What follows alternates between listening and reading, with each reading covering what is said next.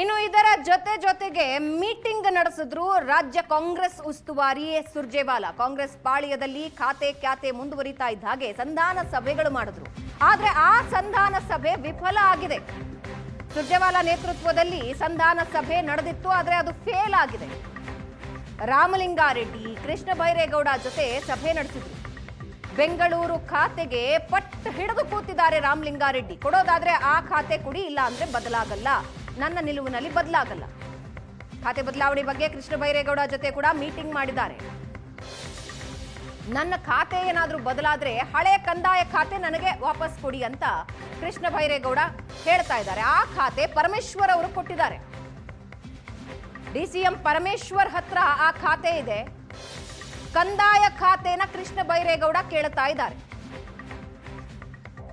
ಈಗ ಪರಮೇಶ್ವರ್ ಅವರ ಹತ್ರ ಇರೋ ಕಂದಾಯ ಖಾತೆನ ಕೃಷ್ಣ ಬೈರೇಗೌಡರು ಕೊಟ್ರೆ ಪರಮೇಶ್ವರ್ ಸುಮ್ಮನಿರ್ತಾರ? ಸುರ್ಜೇವಾಲಾ ಸೂಚನೆಗೆ ಒಪ್ಪದೆ ಸಭೆಯಿಂದ ರೆಡ್ಡಿ ವಾಪಸ್ ಹೊರಟರು. ಇದಾಗೋದಲ್ಲ ಅಂತ. ಡೆಡ್ಲೈನ್ ಏನಾದ್ರೂ ನಿಗದಿಯಾಗಿದೆಯಾ, ಸಂಜೆ ಒಳಗೆ ನಿಮ್ಮ ನಿರ್ಧಾರ ತಿಳಿಸಿ ಅಂತ ಅದು ಸುರ್ಜೇವಾಲಾ ರಾಮಲಿಂಗಾರೆಡ್ಡಿ ಅವ್ರಿಗೆ ಹೇಳಿದಾರೋ, ರಾಮಲಿಂಗಾರೆಡ್ಡಿ ಅವರು ಸುರ್ಜೇವಾಲಾ ಅವ್ರಿಗೆ ಹೇಳಿದಾರೋ? ಸದ್ಯಕ್ಕೆ ಖಾತೆ ನಿಲ್ಲೋದು ಡೌಟು. ರಾಮಲಿಂಗಾರೆಡ್ಡಿ ಅವರು ಸಭೆಯಿಂದ ಹೊರಗೆ ಬಂದ ಮೇಲೆ ಏನೂ ರಿಪ್ಲೈ ಮಾಡಲಿಲ್ಲ, ಬಂದು ಸುದ್ದಿಗೋಷ್ಠಿ ನಡೆಸ್ಬಿಟ್ರು. ನನಗೆ ವಿಶ್ವಾಸ ಇದೆ ಅಂತಷ್ಟೇ ಹೇಳ್ತಾ ಇದ್ದಾರೆ.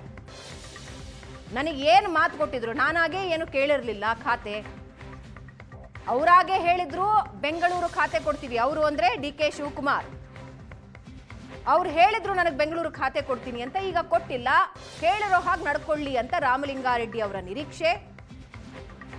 ಜಲಸಂಪನ್ಮೂಲ ಖಾತೆ ಜೊತೆಗೆ ಒಂದು ಎಕ್ಸ್ಟ್ರಾ ಖಾತೆ ಕೊಡ್ತೀನಿ ಅಂದ್ರೂ ಕೂಡ ರಾಮಲಿಂಗಾರೆಡ್ಡಿ ಅವರು ಹೇಳಿದ್ರು ನೋ.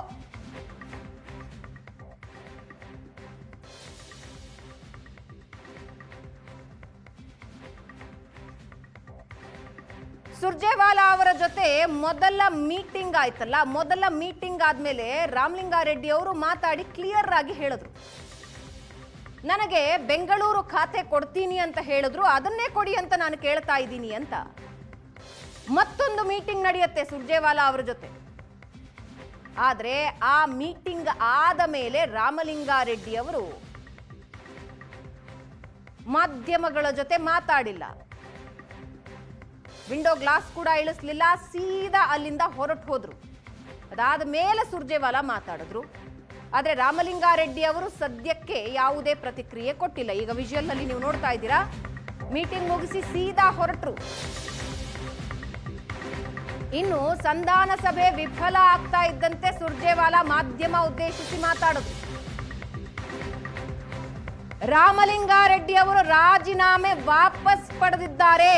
ರಾಮಲಿಂಗಾರೆಡ್ಡಿ ಪಕ್ಷದ ಆಸ್ತಿ ಎಂದಿದ್ದಾರೆ ಸುರ್ಜೇವಾಲಾ. ಕಾಂಗ್ರೆಸ್ನಲ್ಲಿ ಯಾವುದೇ ಗೊಂದಲವಿಲ್ಲ.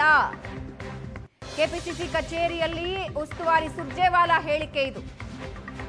8 ಬಾರಿ ಶಾಸಕರಾಗಿದ್ದಾರೆ, ಬೇರೆ ಬೇರೆ ಖಾತೆಗಳನ್ನ ನಿಭಾಯಿಸಿದ್ದಾರೆ.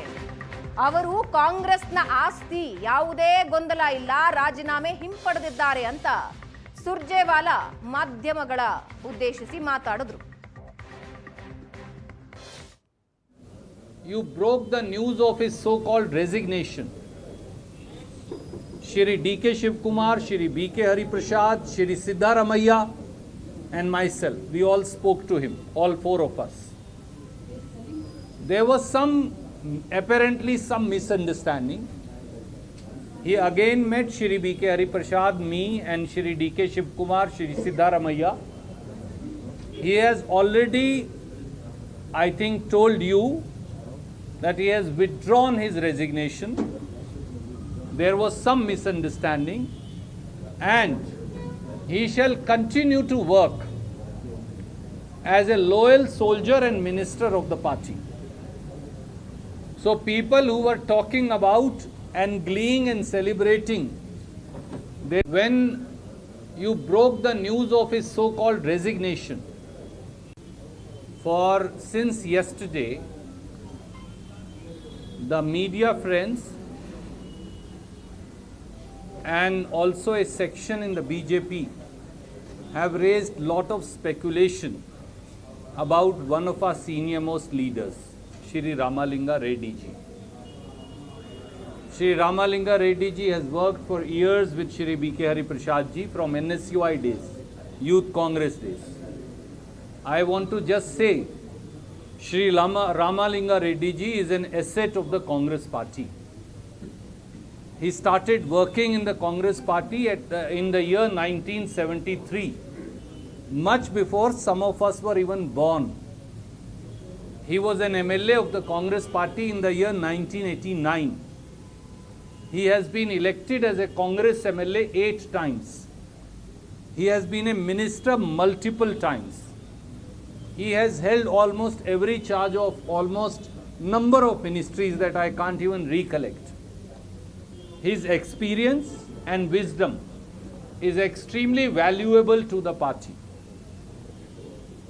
More so because of his old association with both Shri D.K. Shiv Kumar, our Honorable Chief Minister, as also our PCC President Shri B.K. Hari Prasad, and thousands and lakhs of Congress workers across Karnataka. When you broke the news of his so-called resignation, Shri D.K. Shiv Kumar, Shri B.K. Hari Prasad,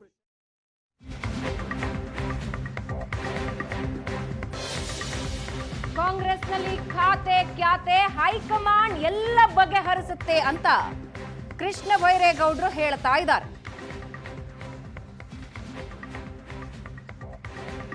ಸಚಿವ ಸ್ಥಾನ ಶೀಘ್ರದಲ್ಲೇ high command ಬಗೆಹರಿಸುತ್ತೆ, ಈ ಬಗ್ಗೆ ನನಗೆ ವಿಶ್ವಾಸ ಇದೆ ಅಂತ ಕೃಷ್ಣ ಬೈರೇಗೌಡ ಹೇಳ್ತಾ ಇದ್ದಾರೆ. ರಾಮಲಿಂಗಾರೆಡ್ಡಿ ಅವರೊಬ್ಬರೇ ರಾಜೀನಾಮೆ ಕೊಟ್ಟಿದ್ದಾರೆ, ಮುಖ್ಯಮಂತ್ರಿ ಮನವೊಲಿಸುತ್ತೇವೆ ಅಂತ ಹೇಳಿದ್ದಾರೆ ಅಂತ ಶರಣಪ್ರಕಾಶ್ ಪಾಟೀಲ್ ಹೇಳಿದ್ದಾರೆ.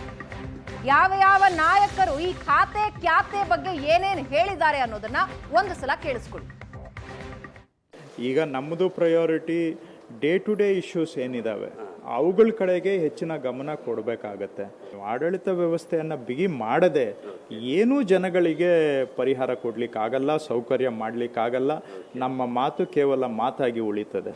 ಪಕ್ಷದಲ್ಲಿ ವರಿಷ್ಠರ ತೀರ್ಮಾನ, ಸೊ ಅವರು ಏನು ಜವಾಬ್ದಾರಿ ಕೊಡ್ತಾರೆ ಅದನ್ನು ನಾವು ಸಮಚಿತ್ತದಿಂದ ಸ್ವೀಕಾರ ಮಾಡಬೇಕಾಗತ್ತೆ. ಅದು ಮುಖ್ಯಮಂತ್ರಿಗಳು ಮತ್ತು ಪಕ್ಷದ ವರಿಷ್ಠರು ಆ ವಿಷಯ ಅವರ ಗಮನದಲ್ಲಿದೆ.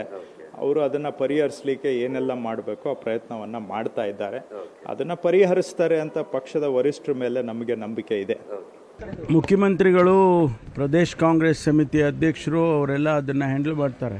ಅಂಥದ್ದು ಯಾವುದೇ ಸಮಸ್ಯೆ ಯಾವುದು ಕೂಡ ಇಲ್ಲ. ಅವರು ಹ್ಯಾಂಡಲ್ ಮಾಡ್ತಾರೆ. ಮುಖ್ಯಮಂತ್ರಿಗಳು ಈಗಾಗಲೇ ಅವ್ರನ್ನ ಭೇಟಿ ಮಾಡಿದ್ದಾರೆ ಮತ್ತು ಪಕ್ಷದ ಅಧ್ಯಕ್ಷರು ಕೂಡ ನೂತನವಾಗಿ ಬಂದಿರತಕ್ಕಂಥ ಅಧ್ಯಕ್ಷರು ಅವರು ಕೂಡ ಹ್ಯಾಂಡಲ್ ಮಾಡ್ತಾರೆ.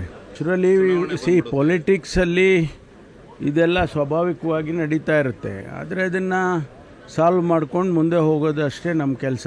ಮುನಿಯಪ್ಪನವ್ರದ್ದು ಏನು ಸಮಸ್ಯೆ ಇಲ್ಲ. ನಿನ್ನೆ ರಾಹುಲ್ ಗಾಂಧಿ ಅವರು ನಾವೆಲ್ಲ ಜೊತೆಯಲ್ಲಿದ್ವಲ್ಲ, ಆಗ ಅವರು ಏನು ಕೇಳಿದರು, ಅವರು ಏನಾದರೂ ಸಮಸ್ಯೆ ಇದೆಯಾ ಅಂತ. ಏನಿಲ್ಲ ಸಮಸ್ಯೆ ಅಂತೇಳಿ. ರಾಮಲಿಂಗಾರೆಡ್ಡಿ ಅವರ ಅಸಮಾಧಾನಕ್ಕೆ ಕಾರಣ ಏನು ಅಂತ ಗೊತ್ತಾಯ್ತು ಸರ್? ಇಲ್ಲ, ಅವರು ಸ್ಪಷ್ಟವಾಗಿ ಹೇಳಿದ್ದಾರಲ್ಲ, ಅವರು ಬೆಂಗಳೂರು ಡೆವಲಪ್ಮೆಂಟು ಕೊಡ್ತೀವಂತ ಹೇಳಿದರು, ಅದಕ್ಕೆ ನಾನು ಅದನ್ನು ನಿರೀಕ್ಷೆಯಲ್ಲಿದ್ದೆ ಅಂತ ಹೇಳಿದ್ದಾರೆ. ನಮ್ಮ ವರಿಷ್ಠರ ಒಂದು ಸಮಾಲೋಚನೆ ಮಾಡಿ ಮಾನ್ಯ ಮುಖ್ಯಮಂತ್ರಿಗಳು ತಿಳಿಸಿದ್ದಾರೆ. ಈಗ ಅವ್ರ ಈ ರೀತಿ ಅವರಿಗೆ ಈ ಖಾತೆ ಬಗ್ಗೆ ಈ ರೀತಿ ಅವರು ಏನಾದರೂ ಅಪೇಕ್ಷೆ ಇತ್ತು ಅಂತ ಈ ರೀತಿ ಅವರು ಎಕ್ಸ್ಪ್ರೆಸ್ ಮಾಡ್ತಾರೆ ಅಂತ ಯಾರಿಗೂ ಗೊತ್ತಿರಲಿಲ್ಲ. ಈಗ ಎಕ್ಸ್ಪ್ರೆಸ್ ಮಾಡಿದ್ದಾರೆ.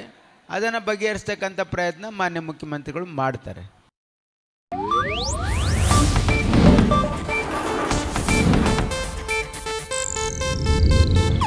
ಇದು ಏಷ್ಯಾನೆಟ್ ನ್ಯೂಸ್ ನೆಟ್ವರ್ಕ್ ಪ್ರಸ್ತುತಿ.